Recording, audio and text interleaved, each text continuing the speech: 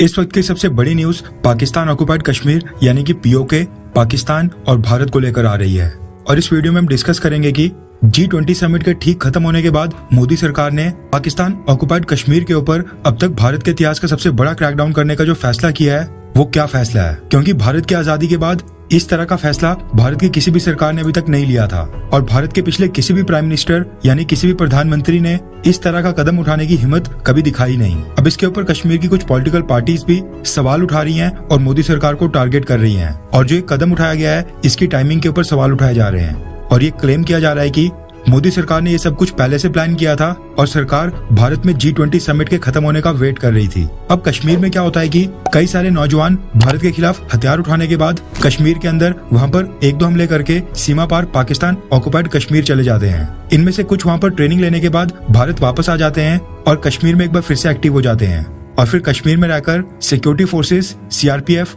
Army के ऊपर हमला करने का मौका ढूंढते रहते हैं, जिनमें इनको कई बार सफलता मिलती है। ऐसे सभी मिलिटेंट्स जिन्होंने बहकावे में आकर भारत के खिलाफ हथियार उठा लिए थे, इनको वापस मेन स्ट्रीम में लाने के लिए पिछली कई सरकारों ने अभी तक कई सारे कदम उठाए थे। कहने का मतलब है कि भारत की पिछली कई सारी सरकारों ने कश्मीर के मिलिटेंट्स के लिए कई सारी सरेंडर और रिहेबिलिटेशन पॉलिसीज को फ्रेम किया था और इनको लागू भी किया था। और इस तरह की सबसे पहली सरेंडर और रिहेबिलिटेशन पॉलिसी साल 1995 में आई थी, जिसका लक्ष्य था मिलिटेंट्स को सरेंडर करवाना और उनको वापस से कश्मीर की सोसाइटी में रीइंटीग्रेट करवाना। अब आपको ये जानकर हैरानी होगी कि भारत सरकार ने जो ये मिलिटेंट्स और एक्स मिलिटेंट्स के लिए सरेंडर और रिहेबिलिटेशन पॉलिसीज लाई थी, इनके अंतर्गत इनको कई सारे मॉनिटरी बेनिफिट्स दिए जाते थे और स्टेट और सेंट्रल गवर्नमेंट सरेंडर करने के बाद हर एक एक्स मिलिटेंट को फिक्स डिपॉजिट के रूप में 1,50,000 का बोनस दिया करती थी और इसके अलावा जम्मू कश्मीर के एक्स मिलिटेंट्स को मंथली स्टाइपेंड भी दिया जाता था, जिसकी रकम थी 1800 से 2,000 रुपए प्रति महीना।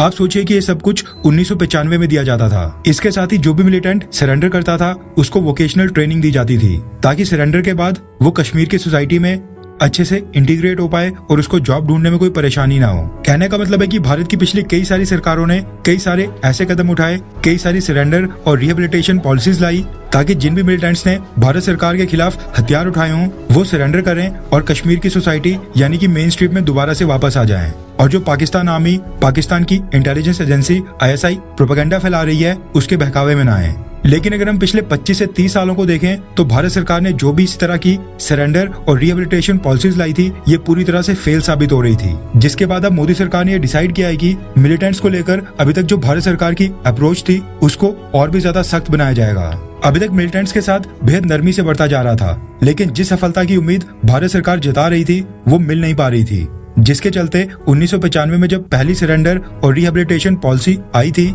तब से अब तक 28 साल बीत चुके हैं, लेकिन कश्मीर में मिलिटेंसी का दौर अभी भी खत्म नहीं हुआ है। ऐसे में प्रधानमंत्री नरेंद्र मोदी जी, जम्मू कश्मीर के lieutenant governor Manoj Sinha, defence minister Rajnath Singh और हमारे नेशनल सिक्योरिटी एडवाइजर यानी कि अजीत डोवाल साहब, इन सब ने एक मीटिंग करके जम्मू कश्मीर के मिलिटेंट्स के ऊपर अब तक का सबसे बड़ा क्रैकडाउन करने का फैसला किया है। रेफरेंस के लिए आपकी स्क्रीन के ऊपर beyond world is one news के आर्टिकल का स्क्रीनशॉट है। खबर निकल कर आ रही है कि जम्मू कश्मीर से आतंकवाद को पूरी तरह से खत्म करने और जो जम्मू कश्मीर के अंदर टेरर नेटवर्क्स हैं, आतंकवादियों के नेटवर्क्स हैं, उनको पूरी तरह से खत्म करने के लिए अब भारत की सरकार न सिर्फ जम्मू कश्मीर के अंदर एक्टिव मिलिटेंट्स बल्कि जो मिलिटेंट्स पाकिस्तान ऑक्युपाइड कश्मीर के अंदर वहां पर एक्टिव हैं उनके ऊपर भी क्रैकडाउन करने जा रही है। भारत सरकार ने फैसला किया है कि लगभग 4,000 टेररिस्ट जो जम्मू कश्मीर से भागकर पिछले 3 दशकों में यानी कि पिछले 30 सालों के दौरान पाकिस्तान जाकर वहां पर से ऑपरेट कर रहे हैं, वहां पर एक्टिव हैं, उनकी जम्मू कश्मीर के अंदर जो भी प्रॉपर्टी है, उनकी जो भी लैंड है, घर या फिर कोई अन्य तरह की प्रॉपर्टी है, उसको अब सीज किया जाएगा। रिपोर्ट के मुताबिक जम्मू कश्मीर सरकार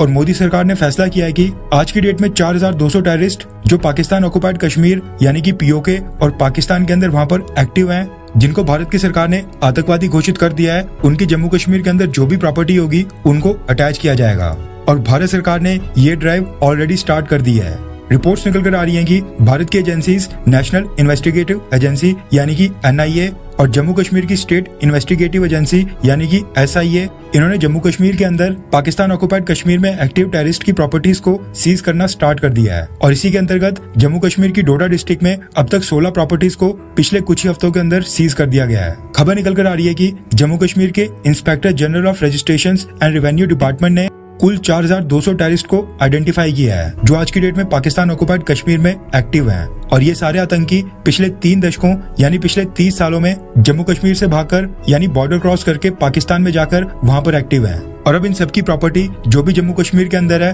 उसको सीज किया जाएगा। अभी स्टार्टिंग में जम्मू कश्मीर सरकार और मोदी सरकार ने फैसला किया है कि जो भी इनकी प्रॉपर्टी सीज होगी इनको फिलहाल के लिए सरकार अपने अंडर रखेगी, यानी सीज करने के बाद इनकी नीलामी नहीं होगी और ना इनको बेचा या फिर खरीदा जा सकेगा। और ना सिर्फ पाकिस्तान ऑक्युपाइड कश्मीर में एक्टिव मिलिटेंट्स बल्कि जम्मू कश्मीर के अंदर जो भी व्यक्ति किसी भी मिलिटेंट को अपने यहाँ पर शेल्टर देता है यानी अपने यहाँ पर रुकने की जगह देता है उसकी प्रॉपर्टी को भी अटैच किया जाएगा, यानी उनकी प्रॉपर्टी को भी सीज किया जाएगा। अब ये स्टेप इसलिए उठाया जा रहा है क्योंकि हम पिछले कई समय से देख रहे हैं कि कश्मीर के अंदर जितने भी मिलिटेंट्स हैं उनको कई बार वहाँ के लोकल्स का सपोर्ट मिलता है और वहाँ के लोकल्स इनको अपने घर पे रहने की जगह भी देते हैं और रात काटने के लिए जगह भी देते हैं। ऐसे में भारत सरकार ने फैसला किया है कि कश्मीर के अंदर जो भी लोकल्स इन सब मिलिटेंट्स की मदद करते हैं और इनको शेल्टर देने का काम करते हैं इनकी प्रॉपर्टी को भी सीज किया जाएगा। इसके साथ ही जम्मू कश्मीर के लेफ्टिनेंट गवर्नर मनोज सिन्हा ने एक स्टेटमेंट जारी की है जिसमें उन्होंने जम्मू कश्मीर के लोकल से अपील की है कि वो किसी भी मिलिटेंट को सपोर्ट ना करें और ना ही उनको शेल्टर प्रोवाइड करें, यानी कि अपने घर के अंदर रहने या रुकने की जगह बिल्कुल नहीं दें। अब देखा जाए तो इस तरह का